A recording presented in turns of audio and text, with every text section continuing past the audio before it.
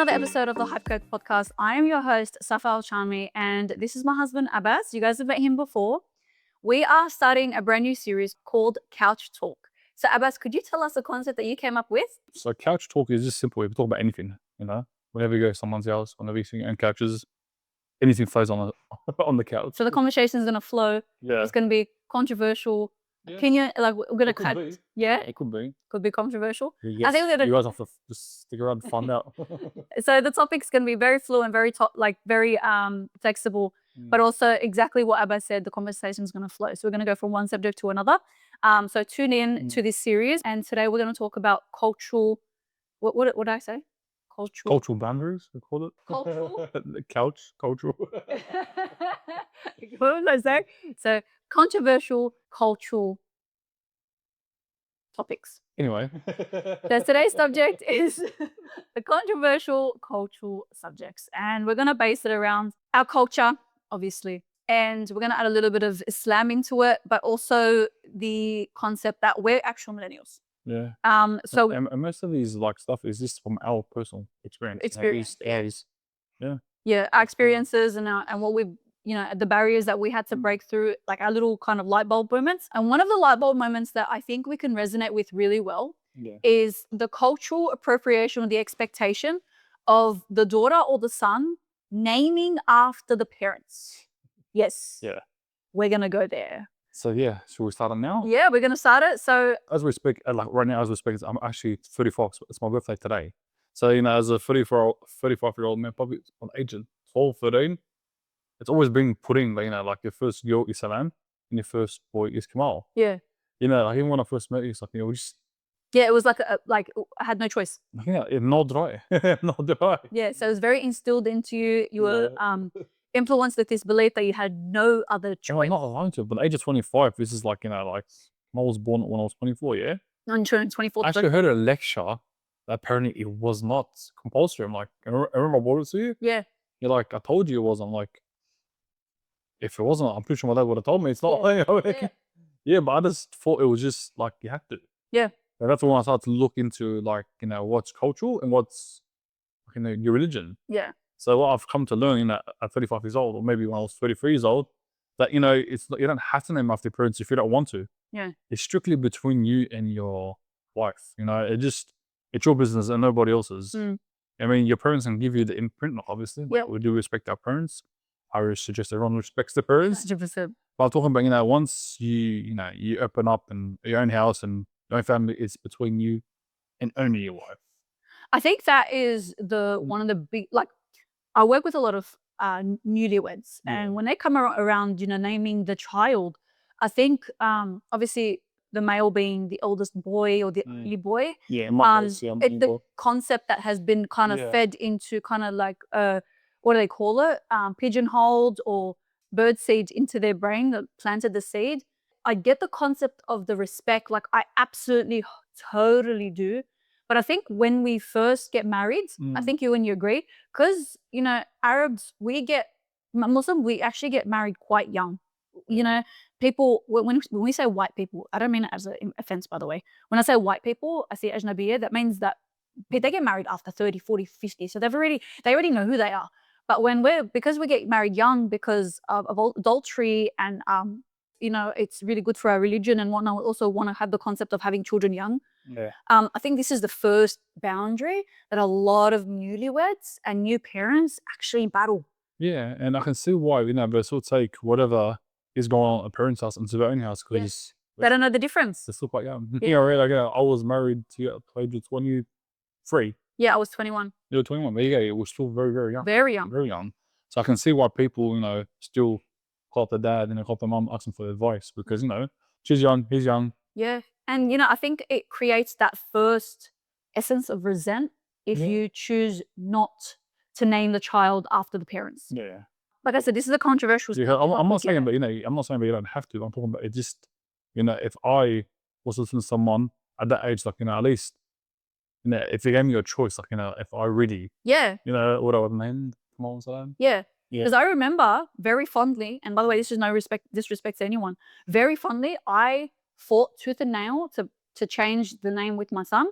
and change the name with my Oh, daughter. Yeah, I think So long. So that- Literally yeah. 9 months. I think, 9 I months. think from all you try with your belly, it's like nope, something happened. Yeah. With Salam, I possibly could have. I think it was the opposite. No, it was definitely Salam. My dad, no, I was not going to change it. Yeah. Yeah. So I remember like the first, like as long as me and him been together for like 16 years, as long as I've been engaged to him, I was with him. I knew my first 2 children were named, you know, Yes, the first, like I had, and I tried, and it was just no, straight no. But I won't lie to you, I think it was my first kind of doorway of resentment. Mm. And then I realized after I had the baby, alhamdulillah, that my in-laws were quite, you know, involved. They weren't toxic. And the same reason why my mom didn't like the name Abbas. It's from Abbas. It's just her own, you know, traumas. Like, you know, she didn't like a certain person. Yeah. It was named Abbas, and she's gonna be named Abbas. Yeah. SubhanAllah. So I think, You know what I mean? Yeah. Go carried. I think that's the first boundary that usually a lot of people feel. And I'm not gonna, like, there's an elephant in the room. I think divorce rates, there is a very big point that main reason why people get divorced is because of too much influence, outside influence, and the man or the woman don't know how to place proper, appropriate, culturally aware, but also Islamically aware boundaries. Yeah, usually that usually happens when there's no control. I mean, a man and a female can feel there's no control inside the house. And something happens, maybe I forget that's our source. Which I'm not saying Mediation. Yeah. Mediation is important. I understand that. What I'm trying to say is choices, not really mediation. I'm talking about choices. Yeah, some certain stuff that they want to do, they get asked the wrong person, or get the wrong advice from Okay. people. But So that makes sense, let's take that concept and then bring it onto the table here, right? Mm.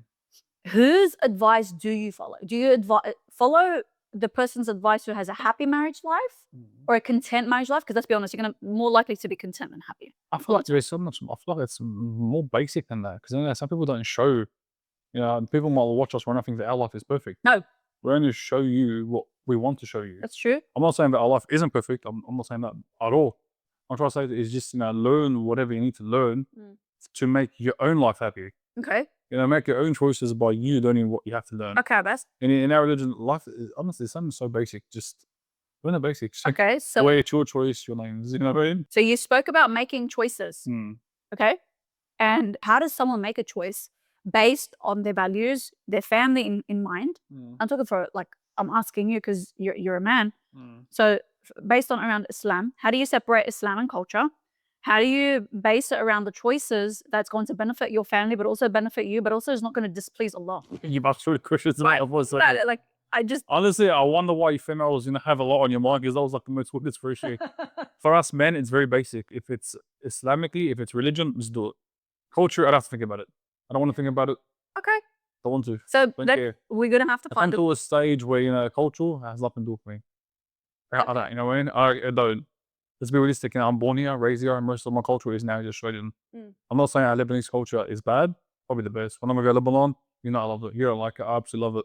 I love the culture there. What I'm trying to say to you is, you know, like, I don't want to be mixing this with that. Islam is Islam, culture is culture. So I don't have to advocate to culture. Yeah. So there's so much going on already in Australia. There's so much on our plate where I don't want to be jumping into stuff. Look, I think whether we like it or not, we hold so many different cultures within us. Yes, we're Arab, right? Yeah. There's so many communities. We're Arab, okay? Our career, we're based around that community. So the self-help community or the disability community, as I would say for you. Yeah. There is the Muslim community. There is anything that we're interested in. There's so many different communities, but just separating culture and Islam, I think where people go wrong, and you placed this on the table before, and I want to go back to it. Yeah. You said that you didn't know that it wasn't part of Islam to name after your parents. I didn't. That's one truth. So that's where we have to figure out how to separate culture and Islam, because I think we grew up with this concept where if you don't do this, it's haram. But no, it's not haram. Just because it goes against culture, it's not haram. Okay, disrespecting your parents is definitely haram because it's part of Islam.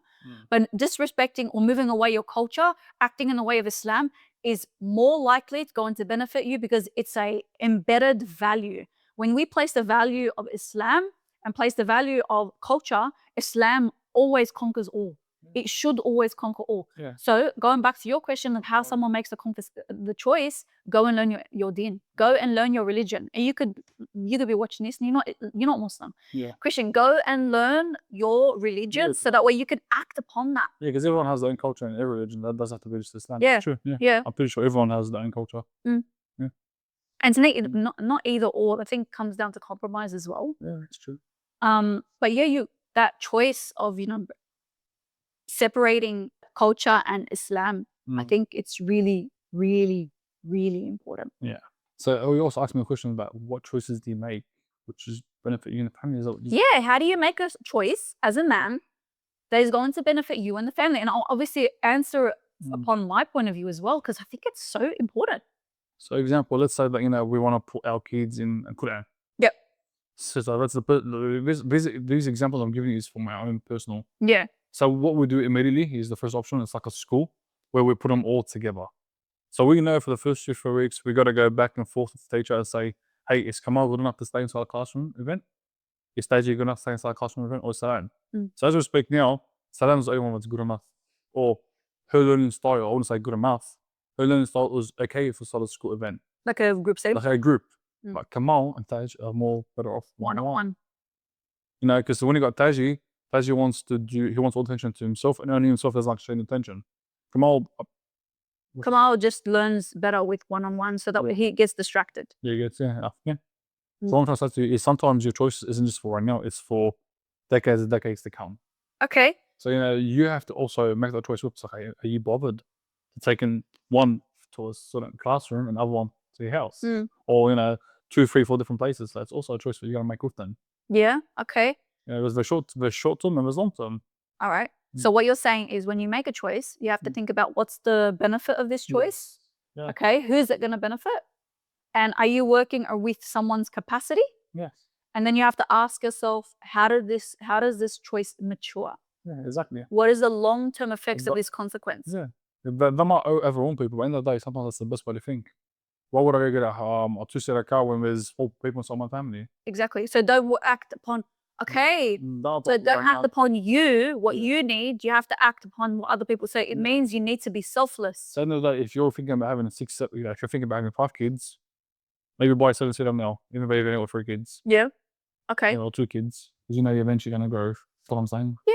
I think that's really, I think it comes down to the gift of foresight. Yeah. You got to be able to think ahead. Forward think. You have to.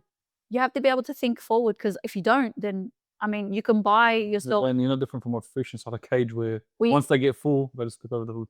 How about this? I remember when I think it was before I fell pregnant with Kamal, so around 2013. Yeah. And I really wanted a yellow Suzuki Swift.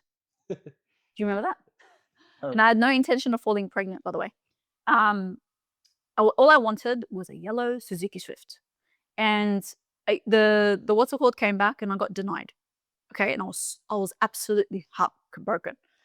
And I thought, do you remember? I was absolutely heartbroken. All I can remember is me. It was when I first put the scarf on. I remember I was walking, running, driving around. Sorry, yeah. She was only over 2 weeks in a new job. There's a purpose. I just started my job in the childcare industry, earning $300 a week. I thought I was on cloud 9. All I can remember is placing the paperwork for yellow Suzuki. Yeah. Anyway, got knocked back, and I was heartbroken. I was shattered. Back then, you were driving a Holden. Astra. Yeah, it was incredible, yeah. And the issue was, you couldn't put a baby in seat, but in the backyard because back seat, because it doesn't go back. And then obviously the sunroof was automatic, so it would go into the back 2 seats and then out again. Anyway, came back. I was absolutely heartbroken. Got denied. And then the 2 weeks later, and I remember asking, why did I get denied? I was absolutely gobsmacked, thinking that we were just newlyweds. Safa, you idiot. Think forward. Didn't think forward. 2 weeks later, I ended up finding out I was pregnant. Yeah. With our son, who turns 11 today. Yeah. Yes, Abbas and him share a birthday. So I thought that was really, really funny. But now looking back, it's obviously you idiot. And then I had my daughter the year after. So I had Kamal and Salam. The age gap is very close. It's 14 months. Imagine putting those 2 kids in that freaking Suzuki Swift. Pretty might happen. Could have made it happen, but Because I'm pretty sure I've seen it. put a loan on it for 5 years. That's so dumb. Yeah. It's so dumb. And then obviously the year after, bought a brand new extra, my first proper, like, wow, like SUV. Yeah, it was pretty I cool. don't think it was the year after, but I'm pretty sure it was. Yeah, it was 2015. Let's just, but we also got a Honda Accord and we got other stuff as well. Oh. Anyway, not the point. But the point that I'm trying to get at was obviously I went applying for the car and I didn't think ahead, thinking, oh, you know, our plans were to have children. Yeah. And not realizing that Allah subhanahu wa ta'ala would have blessed me with a second one not many months later. Yeah. If I had the concept of working away from my impulsivity, I would have thought about that. But sometimes a slap in the face of getting denied is actually putting you on the pathway to something even more like bigger for you. So every single rejection isn't really a rejection, it's a redirection. It's true, but not every rejection is a rejection, it's a redirection. So I think that's really cool. Going back to how, as a woman, how do I make decisions for the family? It also, I think the issues are things happen when you do too much of something. Yeah. You can't be too selfless and you also can't be too selfish. Okay? Can't always act for yourself, but also can't always act for someone else because there is an imbalance there. My supervisor says it's like holding a slinky. It's not a balancing act. It's not a balancing and either or. It's a balancing act. So figuring out which way to go. Does that make sense on the slinky? So I think the issue is with our women, because we're so, oh, do this for this person, do this for this person, do this for your child, do this for that child. We forget ourselves. So it comes down to, okay, well, where do I go? So that's why I know exactly what you're talking about. You know, for making choices for my family, that's when I tell you, you know, on Fridays, I go out with my friends and maybe you should go out once a week with your friends. yeah. I leave you that choice where you want to go outside. I'm like, oh, not Saturdays. Yeah. Could be going on Saturdays. I don't even go out Saturdays or Sundays. Even our date nights is on a Monday. I prefer it that way anyway. A lot more quiet. I'm a type of person being I'm a family person. I like to control the surrounding, and as much as I can, I like to.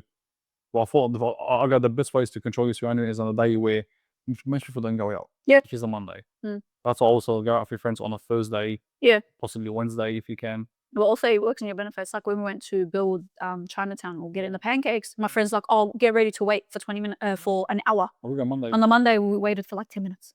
Yeah. So it actually worked in our benefit. So, yeah. You brought up a really good concept, but let me just finish off the choices as a woman. I think honor yourself in the equation. So on your to-do list, there has to be you somewhere. You have to be top priority.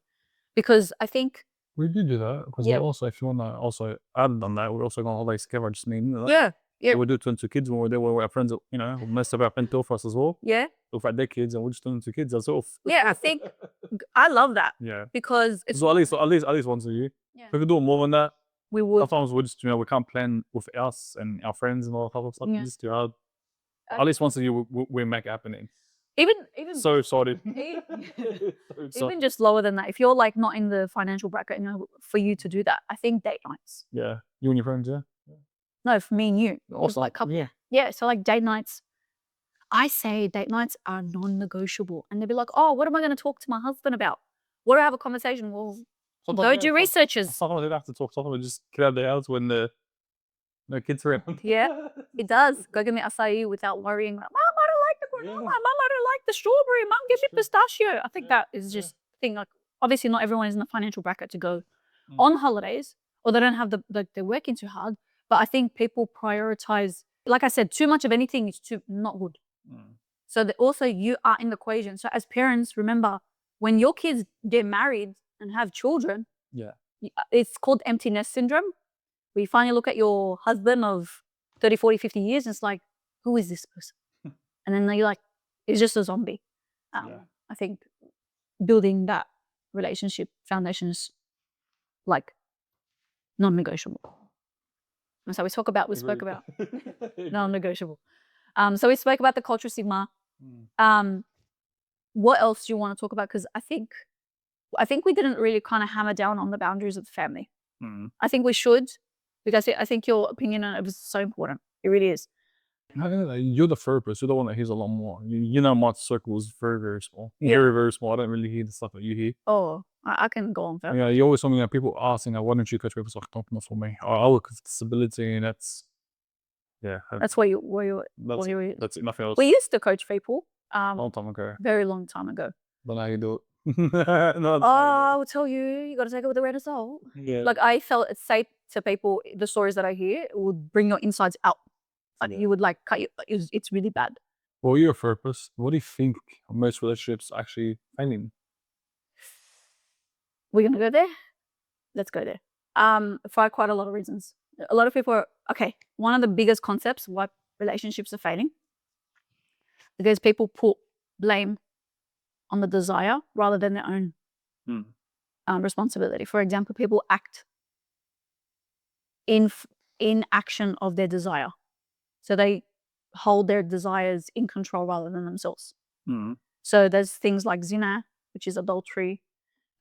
Relationships are failing because men and women don't understand their roles and responsibilities and the values that they bring in their home.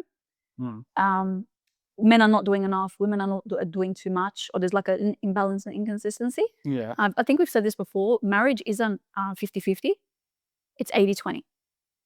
Or 100-100, or 100. Where do you get 80-20 from? It's 100-100. No, yeah. You give your best and she gives her best, and it's only 80-20 if one of them is sick. That's what I'm saying. Yeah. That's why I said 80-20.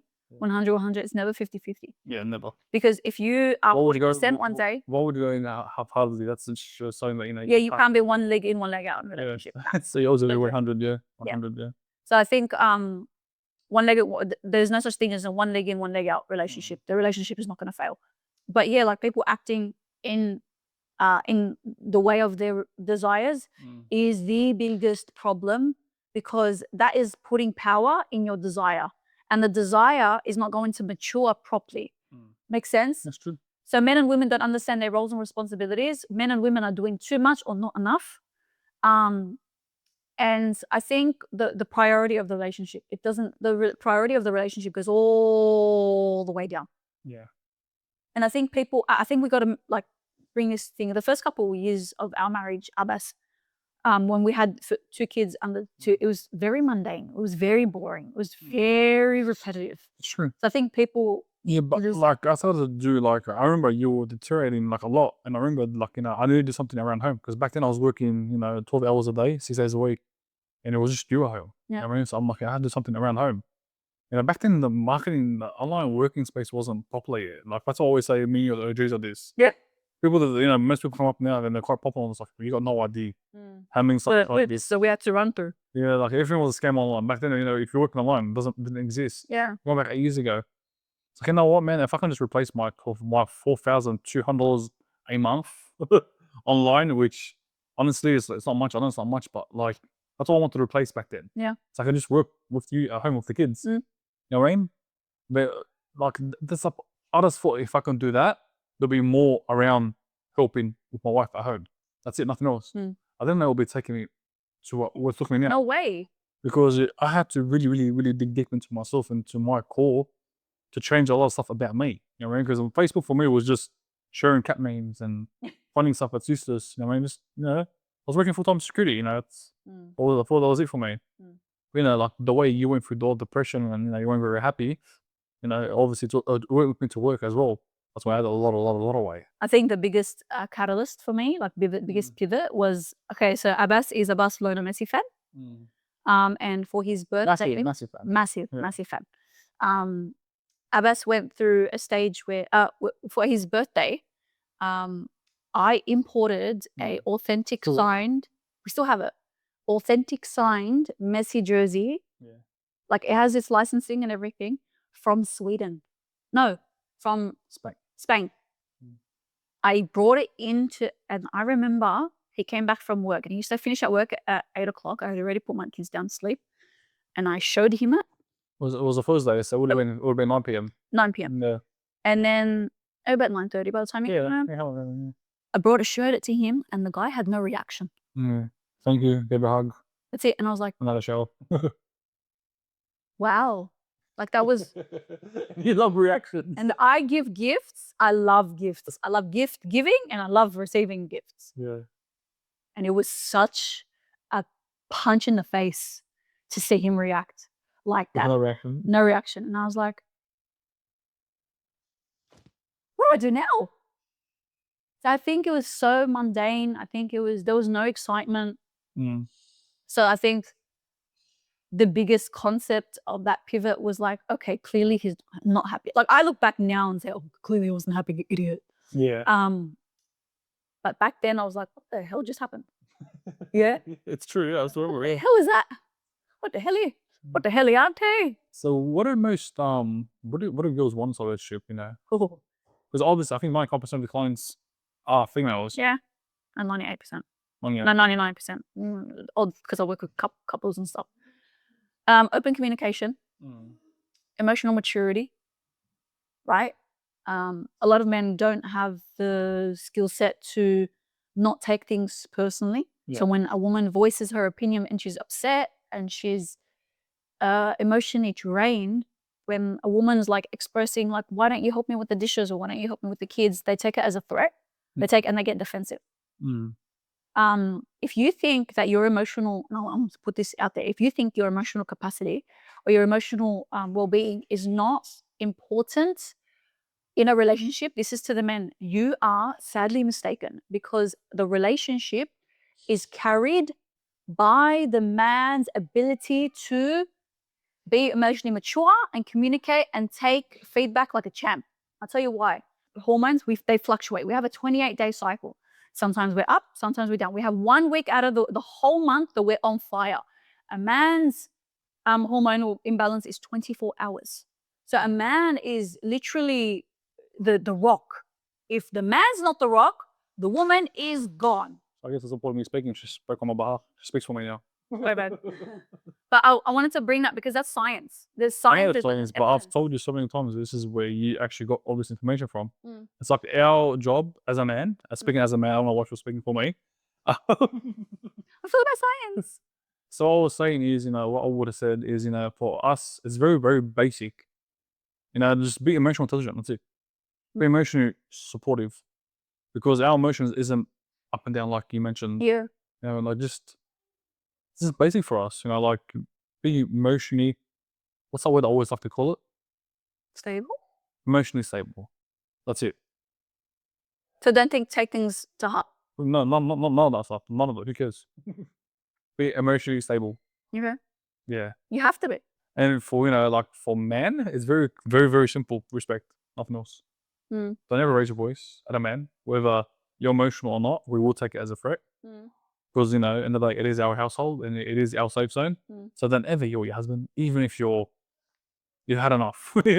Don't yell. Come at him with total respect and, you know, be direct, obviously, but not in a tonality where you're yelling at him or, you know, you're annoyed from him. More a place where it's just, Probably better off getting somewhere you feel like calm. yeah, be very calm about it. You know, this is the way I feel. But that's what I told you. As long as the man is emotionally available to take that. emotional available to take that. I think So sometimes women can become like that, you know, where they are, because I feel like women are very emotional, you know, where they can speak. Most of them can speak openly, but some men don't know how to. yeah. I mean, that's why I feel like, you know, me personally, I've got around 4 girls. You can speak to me. Sometimes even you be speaking to me nicely, but your tonality annoys me. How many times have I said it? Also timing. When you speak to them, timing. Also, I talk about the sandwich effect in therapy. Yeah. It's like when you want to give someone a bad piece of feedback or something that they can work on, it's like fluff them up. Like think about it like a sandwich. That's the bread is the soft part. Yeah. And then all the good bits are in the middle, and then you sandwich it with another piece of bread with just another soft part. For me, that's too complicated for me. You're not gonna have the Just big back. You lost me at soft bread, man, to be honest. Oh my god. Anyway, that's the sandwich effect of communication in psychological Maybe to terms. teach girls that us men won't care about that type of stuff. We still gotta teach you, because sometimes, like you said, some men don't know how to express. We're talking about from our experience, but not everyone knows how to express that. Yeah, I understand that. Makes sense?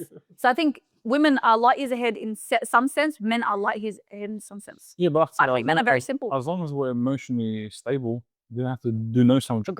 Agreed. But unfortunately, with the statistics that are out there, doesn't work like that. Yeah, it's because, like I've told you so many times, it's our freaking food. Our food. It's our food, all this stuff that they're putting in our food these days, where it just most men have become like yours because it's the food. I'm telling you, it's the food. I don't think it's the food. I Oh, think no, it's so many different concepts. I don't think it's the food at all. Definitely. And then think about it. If we want to base it around the food, okay. What about people going to the gym and working out on themselves, or reading something that instead of listening to music, listen to a podcast? Yeah, that's two different things. You're working out on your physical and your brain is two different things. I think it's the same. No, I think it's two different things completely. No, I think it's the same. No, I think it's the same because you can't. physical, mentally, is two different things. Yeah, but whatever you physical, mentally, consume affects your physical health. all things. Yeah, all different things. I don't think it's different. I think it's the same. Health is the same. Health is holistic, 100%. But I don't think it's the same. I think it's kind of whatever, like I said, whatever you feed, whatever you eat, whatever you consume, you are what you eat, like as we say. But also that doesn't mean that just. I think we'll go from this depends on you. Someone could be very, very masculine, very, very, very good at the gym all day, but they can be very, very thick in the head. Yeah, I know. Two different things. If you work on your body, doesn't mean it's working on your brain. The only thing that you're doing with the gym is, the only thing I can say that's positive about the gym is obviously looking good and being consistent. Consistency is very, very good. So I think for that consistency, also of working out on yourself, that's where two and two come together. If we're gonna talk like that, Abbas, I can also say that if a guy that lifts 120 kilos in the gym, but he can't hold his tongue, means nothing. No, exactly. Yeah. Exactly. You said it's the same thing. I'm like, no, it's not. When I say that, I mean Yeah. like health. Health is kind of like in the concept. When we look at health, there's spiritual health, Yeah. there's physical health, That's all. there's It's all mental different. health, It's all there's different. soul health. It's all different. Yeah. It's all the same. It's different. It's health. It's only for the same concept. Like I said, it's subjective. It's based around that. It's different. Do you want to leave the viewers with any piece of advice or anything that's really beneficial that you can kind of summarize today's episode with? I think most of the followers are just females. If you do want your man to better himself, maybe give him something to watch from another man. Like a male role model. Yeah, like for me, when it first started, it was like the guy was like my size. Talking about what's his name? I know his name. Do you remember his name? You're talking about Exceed? I took his classes for him as well. Oh, Deadlock. Denmark, yeah. There's like an Asian guy from Canada. Because back then my goal was to lose weight, which I did. I actually lost a lot of weight, but also be financially free. So I needed to learn from someone that was better than me at it. Yeah. So most men do listen to someone, but when they do believe that that person is better than me at a certain thing, they'll listen. If a man believes that I'm better than that person, he won't listen at all. At all. So if you want your husband or your partner to better themselves in some certain way, find someone that might actually think that this person is better than a certain thing, and they'll actually listen. What about if you want for a woman? Yeah. I'll tell you, this is completely. So people are gonna like cancel me for this. If you're holding your breath, waiting for someone to change before you change, you're not gonna get what you want. Sorry, babe. If you're waiting for if you're expecting someone to act in the way that you would act, they're not gonna do that. Sorry. So you might as well start going to the gym, looking after yourself. You start, changing your behaviors, and if they say the change long enough and consistent enough, then they were like, oh, why don't I do this as well? Yeah. I think that's an active influence. I think women think that their man is supposed to, catch up to them or somehow. Just do it for you. The rest will follow. I think do it for you. The problem is women expect their spouse to act in the way that they act. So they're not going to do that. Don't dream. Work around you and base it around what you want and build the essence of you. And then whoever wants to join that train camp. Yeah. Okay. Thank you, Abbas. That was really cool. You have now listened to our first episode of Couch Talk. I hope you guys enjoyed this little cultural kind of concoction of different concepts that we speak about every single day. You got two very different opinions here. Or if there's any subject that you guys want us to talk about in the future, let us know. Yeah, we're happy to talk. We're abundance of information and experience, alhamdulillah. As long as you give us a topic. Yeah, give us a topic. Give us a topic. But you guys can catch Abbas if you guys are after a really cool NDIS business that is beneficial to both you and the participant and looks after your own well-being. Abbas is here. We'll tag him below, and I will also collaborate with him on Instagram so that way you guys can contact him if you need. So as always, you know where to find me. You know what I'm all about. This has been amazing. This has been Couch Talk, and I will see you guys on the next episode. Bye-bye. Thank you. Thank you for tuning in to this episode of the Hype Coach podcast. If you did enjoy this podcast episode, please share it on your socials. You can find me on IG, Safa Al-Chami, TikTok, The Al-Chami Life, and you can book a personal therapy package at my website, www.thehypecoach.com.au. I look forward to working with you. Let's grow.